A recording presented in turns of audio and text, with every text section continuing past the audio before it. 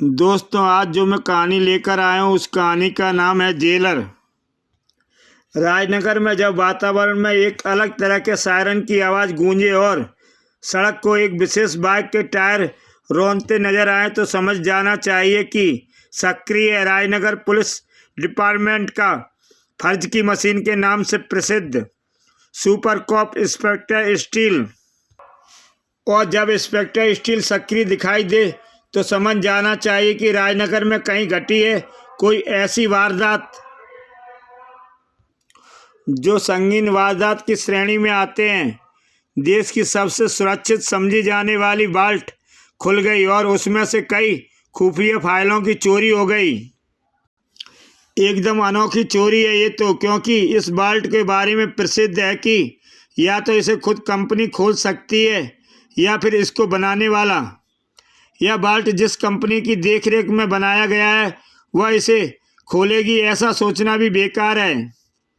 वह इसे इस देश की एक एस्टेब्लिश कंपनी है, तो फिर इसे खोलने वाला एक ही आदमी बचा है, बब्बन तिजोरी। दुनिया भर के तालों का जबरदस्त उस्ताद। उसी ने कंपनी को देखरेख में इसे बाल्ट को बनाया था। बब्बन तिजोरी को गिरफ्तार करने के आदेश जारी करो। बेकार है। बब्बन तिजोरी इस बाल्ट को खोलने की कोशिश में जुर्म में पहले ही जेल में बंद है। यह रहा उसका सारा लेखा जोखा।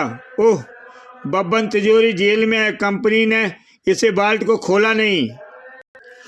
तो फिर इस बाल्ट को खोला किसने? कई अनोखे सवाल कानून के रखवालों के सामने खड़े थे और जल्दी ही उनमें बढ़ोतरी होने जा रही थी। कौन हो तुम? पुलिस डिपार्टमेंट का बच्चा मुझे जानता है मंत्री जी, लेकिन आप मुझे अपनी मौत कह सकते हैं। वह मौत जो कनपटी के रास्ते आती है।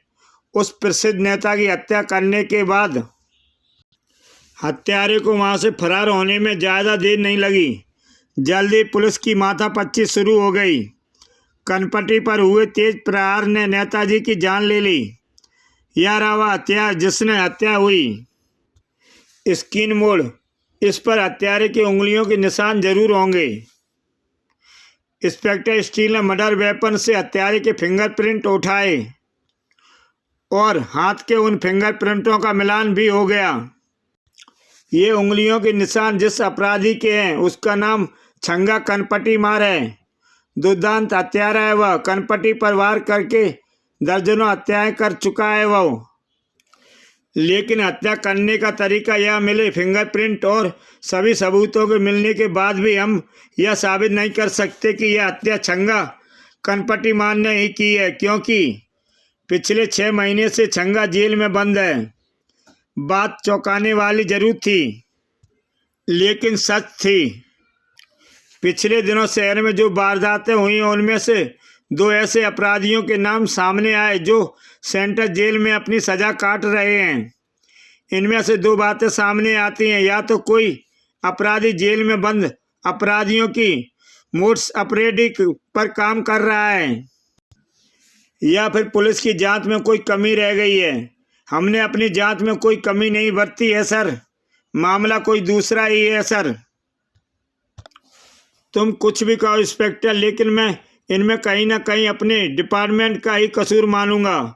और वैसे भी दूसरा कोई बात सोची भी कैसे जा सकती है, तब जबकि मैं खुद जेल में जाकर वहां बंद बब्बन तिजोरी और छंगा कनपटी मार से मिल चुका हूं और मुंबई से राजनगर सेंट्रल जेल में ट्रांसफ़र होकर आए भीष्म प्रताप नामक उस जेलर से मिल चुका हूं, जिनके बारे में प्रसिद्ध है कि उनकी इजाज़त के बिना जेल से हवा भी बाहर नहीं निकल सकती। इसलिए मैं तुमसे यही कहूँगा इंस्पेक्टर, अपनी जांच में कोई कसर ना छोड़ो। इंस्पेक्टर स्टील का दिमाग और उलझ गया था। ओके सर, लेकिन अपराध को रोकने का जज्बा अभी भी उस उलझन से बाहर था। अपराध को रोकने को तो वह दिमाग पहले की तरह ही तत्पर था। हर समय हर पल अपने आप को मेरे हवाले कर दो। जरूर कर दूंगा, अगर तू मेरे इन धमाकों से बचा रहा जाए तो। ओह, बच गया। लेकिन बचा नहीं रहेगा, क्योंकि मेरे पास ऐसे धमाके करने वाले साधनों की कमी नहीं है। मैं जिस भी चीज़ को हाथ लगा देता हूँ वह बम बन जाती है। इस रास्ते की ज़मीन को भी बम बनाना मेरे लिए मुश्किल नहीं। उफ, सचमुच हाथ रखते ही किसी भी चीज़ को बम बना देता है।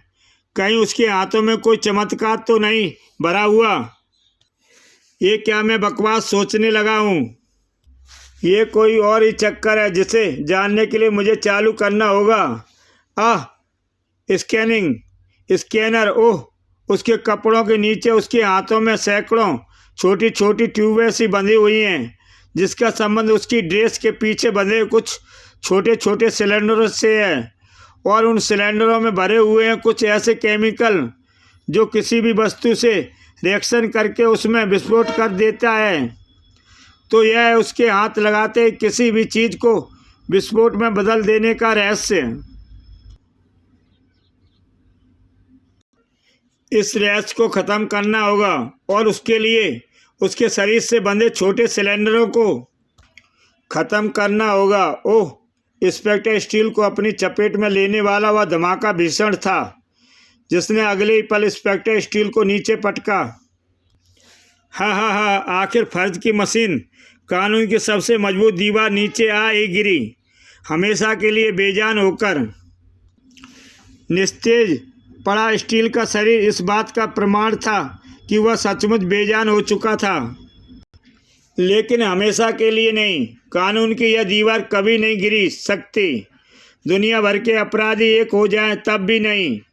यह तो मुझे अपने पास लाने का एक आइडिया था, ताकि मैं तेरे शरीर से बंधे इन सिलेंडरों को उतार सकूं, जिनमें विस्फोट करने वाले केमिकल भरे हुए हैं। अब तू मुझे अपनी सूरत भी दिखा।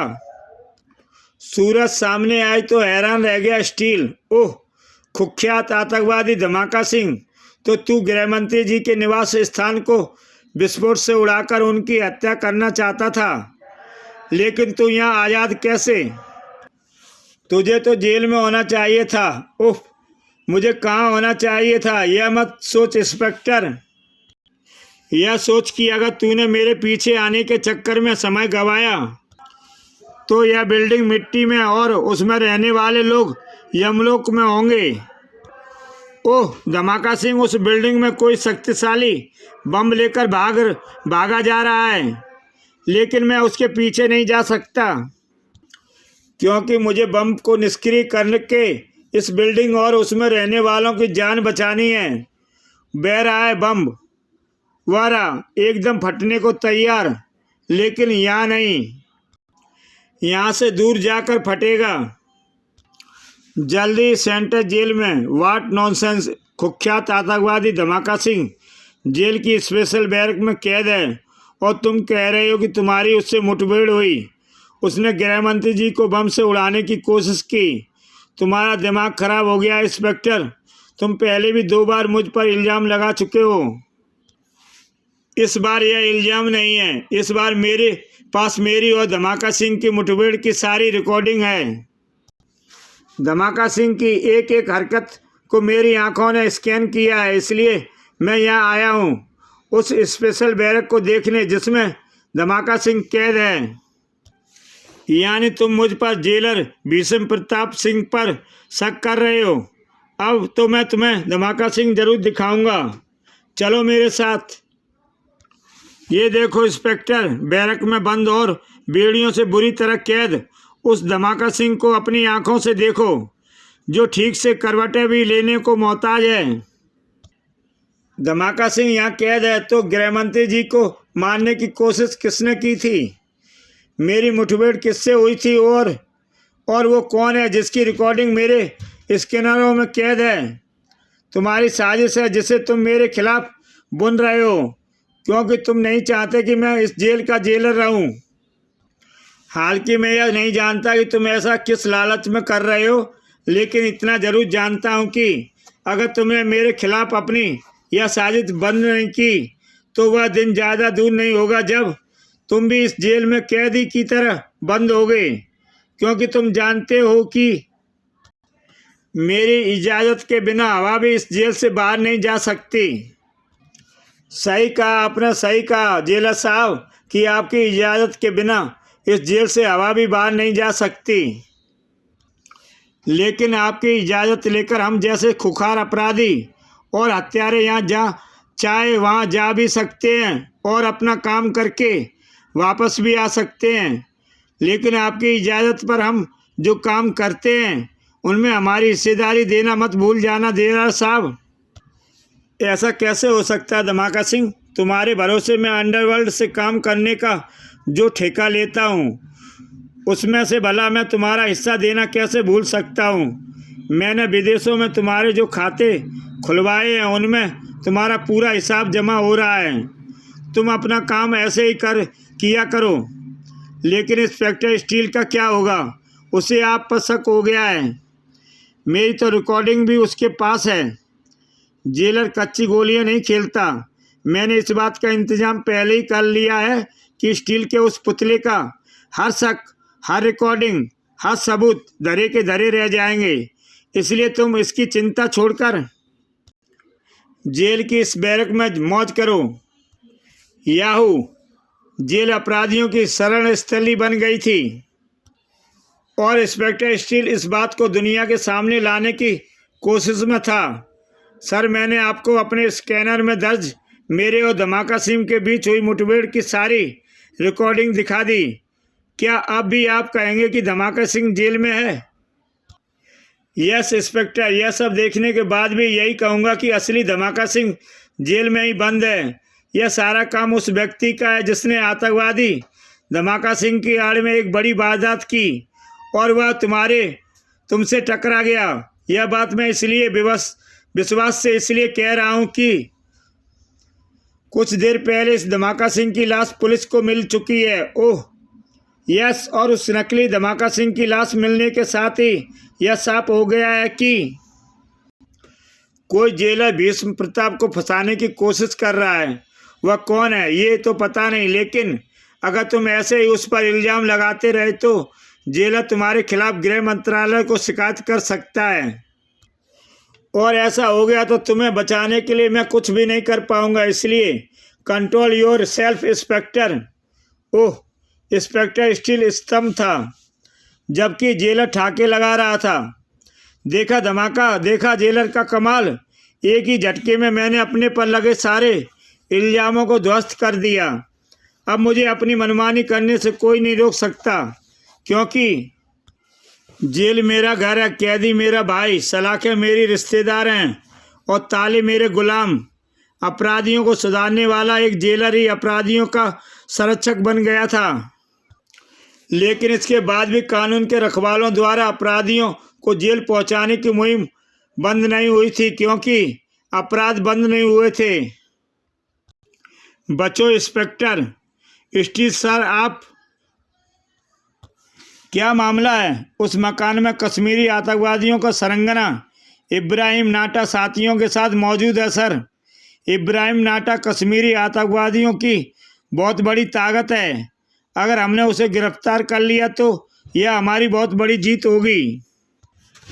लेकिन यह सब इतना आसान नहीं है। उधर इब्राहिम नाटा और उसके साथियों के पास बहुत ही खतरनाक हथियार हैं। इब्राहिम नाटा गिरफ्तार होगा, गोलियों की बाढ़ और उसके पास मौजूद हथियारों का जखीरा उसे बचा नहीं पाएगा। You are under arrest. कश्मीरी आतंकवादियों का कमांडर इंस्पेक्टर स्टील के हाथों गिरफ्तार होकर जेल पहुंच चुका था। इब्राहिम नाटा आतंकवादियों का बादशाह जेल में। 4 फुट के इब्राहिम नाटा ने अपने आतंकवादी ग्रुप और हथियारों के विशाल जखीरे के बल पर भारत, अफगानिस्तान, चीन और अमेरिका जैसे 4 देशों की नाक में दम कर रखा है। अब कुछ नहीं हो पाएगा।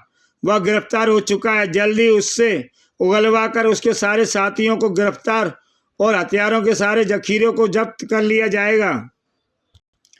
ऐसा नहीं होगा। नाटा की जुबान पत्थर की है और पत्थर कभी बोलते नहीं हैं। और रही इस जेल की बात, तो इसकी 4 दीवारी नाटा को ज़्यादा देर तक कैद नहीं रख सकती।